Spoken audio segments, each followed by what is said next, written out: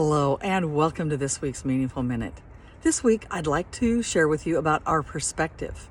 And it's our perspective about an event that determines whether we're going to feel anxious or peaceful.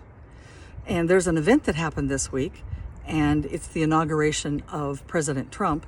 And according to your perspective, people are either very afraid and anxious or they're rejoicing. And I have clients that are on both sides of this. So what are we going to do? Well, there's a lady named Byron Katie, and I've been to several of her workshops and read her books, and she has us question our thoughts so that our thoughts don't have us by the throat.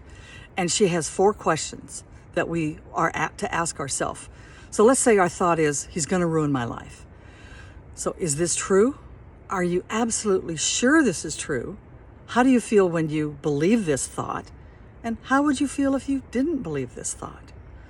And then she has us play with that thought and do the opposite, like he's not going to ruin our lives, or I'm going to ruin my life. Just to play with it so that it doesn't have us in its grip.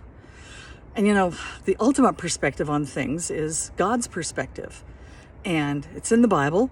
And some of my favorites, one in Proverbs where it says, "The king's heart is like channels of water in the hands of the Lord.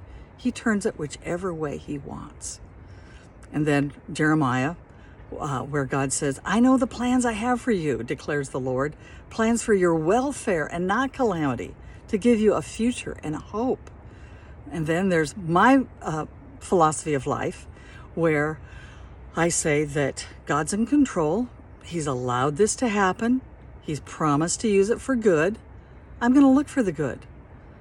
That brings me so much peace, just to know that God's in control, and so that I can trust him. And this week, I would encourage you to trust God, trust God's goodness, trust God's control of things, and know that all will be well.